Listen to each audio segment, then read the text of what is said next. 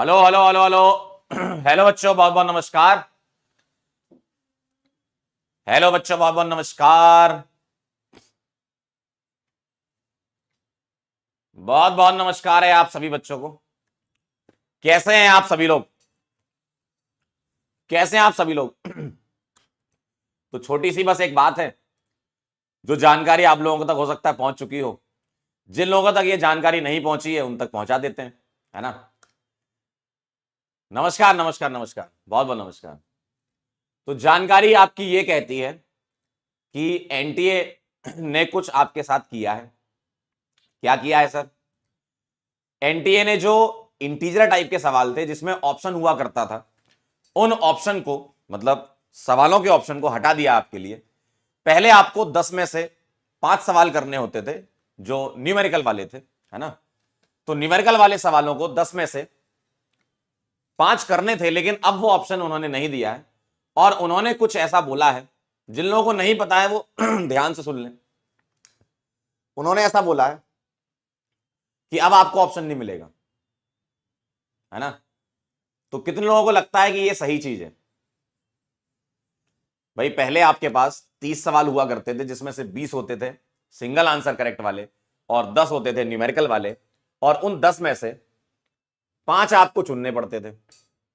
अब यहां पर जो जनता है वो दो भागों में बढ़ चुकी है कि सर सही भी हुआ है, कुछ कह रहे हैं गलत भी हुआ है। तो दोनों ही एस्पेक्ट हो सकते हैं, आपके ऊपर डिपेंड करता है। आप सोच सकते हो कुछ भी, है ना, आपको आजादी है सोचने की। लेकिन अगर आप हमसे पूछेंगे कि क्या यह बात सही है कि एनटीए ने ऐसा किया है, तो यह सही बात है, तो हम इसको सही मानेंगे। क्यों सही मानेंगे? उसका लॉजिक यह है कि जो पढ़ने वाले बच्चे हैं उनका इसमें भर भर के फायदा होने वाला है। जो पढ़ने वाले बच्चे हैं उनका फायदा होने वाला है। सर कैसे फायदा होने वाला है?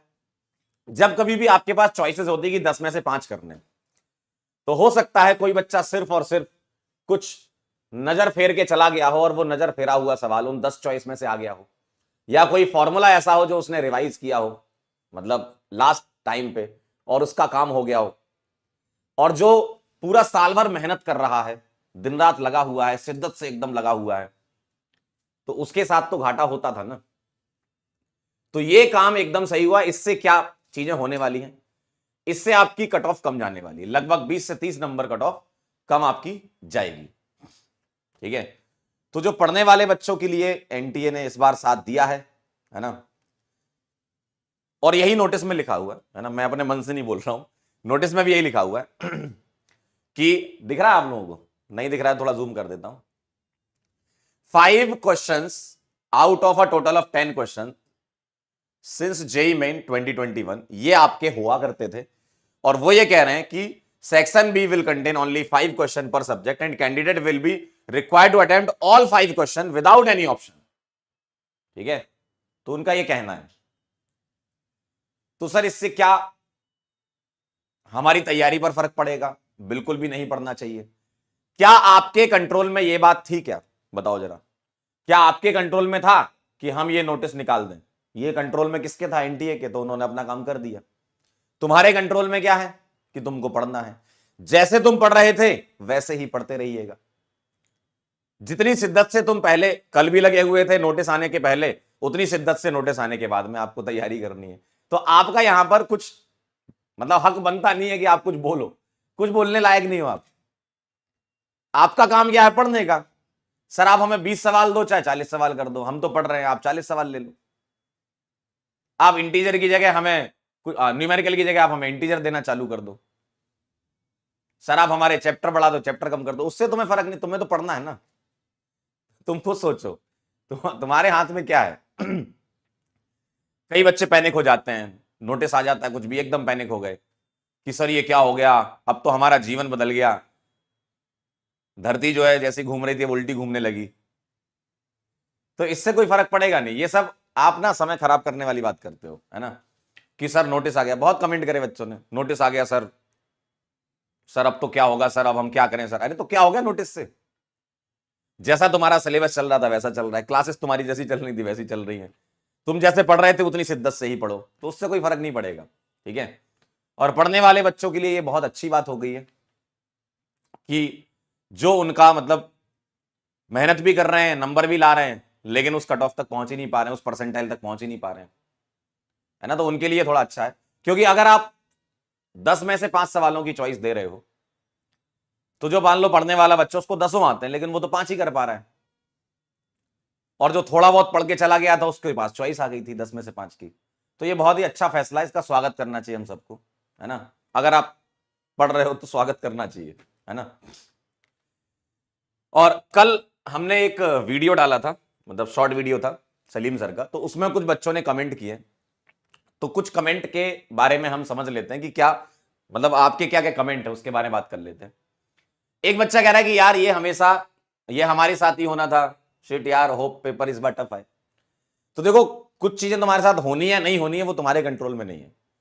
हो सकता है ये चीज पिछले साल चेंज हो जाती, हो सकता है अगले साल चेंज हो जाती, इस बार चेंज हो गई, तो इससे तुम्हें घबराने की कोई जरूरत नहीं है बेटा। आप जैसे तैयारी कर रहे थे मेहनत से तैयारी करें, ठीक है। और ऐसा भी नहीं कि पेपर का लेवल एकदम उठ जाएगा, ठीक है, थोड़ा बहुत लेवल बढ़ेगा पेपर का, इस बात के लिए भी तैयार रहें, ठीक है। तो तैयारी अपनी अच्छे से करें, लेकिन ऐसा नहीं कि एकदम अलग चले गए, भाई उनको एडवांस भी तो करवाना है, मेंस में एडवांस थोड़ी करवा देंगे, ठीक है।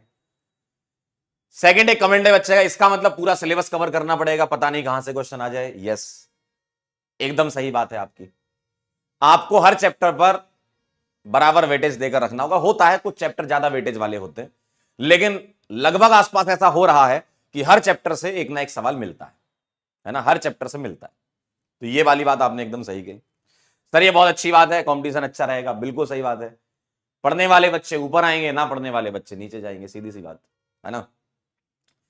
एक बच्चे ने कमेंट किया है कि सर तो इसका मतलब कि 2019 से पहले जो अच्छे सवाल आते हैं वो आने की संभावना बढ़ जाती है, क्योंकि फिर इन्होंने साफ साफ लिखा है कि कोविड की वजह से किया था, तो कोविड की वजह से क्वेश्चन का लेवल भी कम किया था। ऐसा यूजुअली नहीं हुआ था, यह हुआ था कि कुछ डायरेक्ट कॉन्सेप्ट बेस्ड सवाल बड़े थे, है ना, मतलब डायरेक्ट जैसे आपने कोई कॉन्सेप्ट पढ़ा उससे डायरेक्ट सवाल बढ़ा था।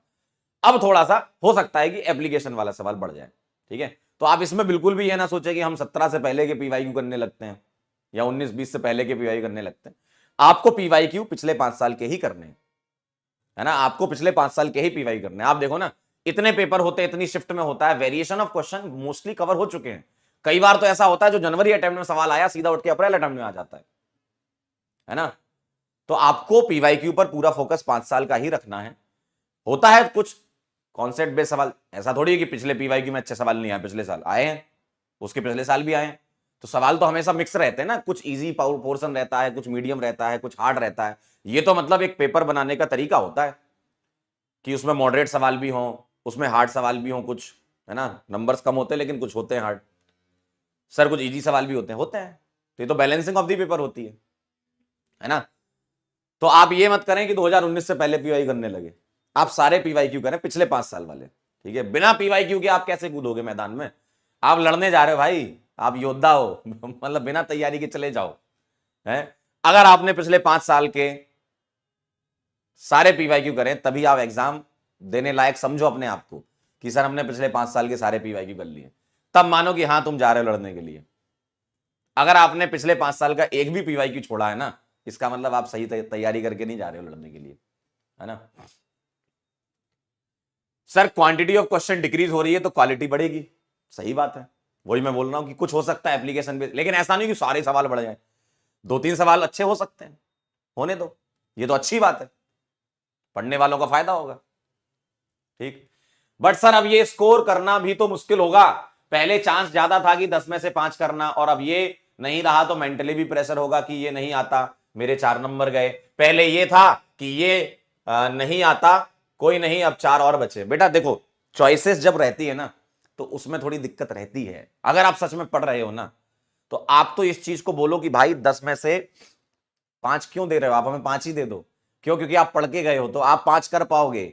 देखो अगर उनको सिलेक्ट करना है, इतने सारे बच्चे बैठ रहे हैं, है ना, 15 लाख से ऊपर बच्चे बैठ रहे हैं, उनको कुछ अगर सिलेक्ट करने हैं, अच्छे माइंड सिलेक्ट करने हैं, तो उनको ये चाहिए। वो तो कोविड की वजह से उन्होंने कर दिया था, लेकिन उनको ये चाहिए कि यार मैंने 5 दिए तो 5 के 5 आप कर लो, ठीक है। तो आप इससे बिल्कुल ना डरे, है ना, घबराने की कोई बात नहीं है। जो तैयारी आप कर रहे हैं वो करें, है ना।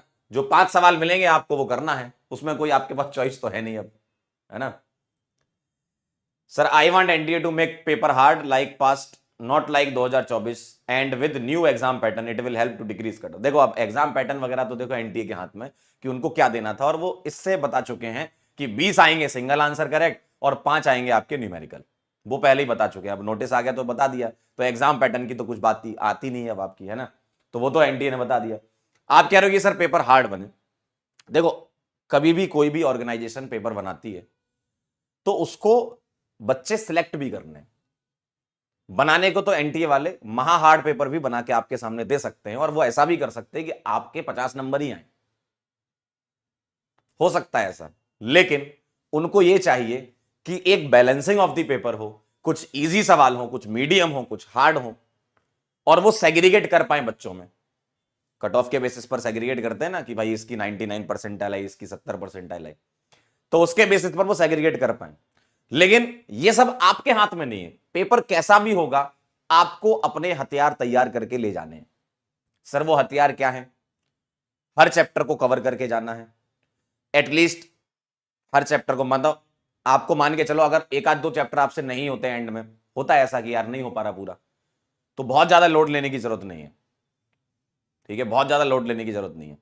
पिछले 5 साल के पीवाईक्यू उठाओ, पिछले 5 साल के, और सारे पीवाईक्यू लगा लो। अब आपके पास लगभग मेरे ख्याल से इतना ही समय बचा है। जो लोग पहले से पीवाईक्यू लगाते आ रहे हैं बहुत अच्छी बात है, वो रिवीजन करो, आगे बढ़ो। लेकिन अगर हम बात करें लगभग आपका अक्टूबर एंड आ गया है, तो आपके पास बस इतना ही टाइम है। जिसने कुछ भी नहीं किया है ना, जिसने कुछ भी नहीं किया है, पिछले 5 साल के पीवाईक्यू लगा, बहुत सवाल है, वही लगाते लगाते आपका 1.5 महीना 2 महीना निकल जाएगा। और वही चीज सबसे सही भी है आपके लिए इस टाइम पर। अगर इस टाइम मेरे से पूछोगे सर क्या करना चाहिए, तो आपको पिछले 5 साल के पीवाईक्यू लगाना चाहिए, जिसने नहीं लगाए हैं, और अगर जिसने लगा लिए हैं वो रिवीजन करें, अपना आगे का जो चैप्टर चल रहा है उसको करें, ठीक है। चलिए, तो बहुत ज्यादा समय नहीं लेंगे आपका इस विषय में, जानते हैं आप ये बात जो मैंने आपको बता दी, एक बार में आपको समझ में आ गई होगी, ठीक है। चलिए मिलते हैं बेटा फिर किसी वीडियो में, तब तक के लिए ओके बाय, पढ़ते रहिए, मस्त रहिए।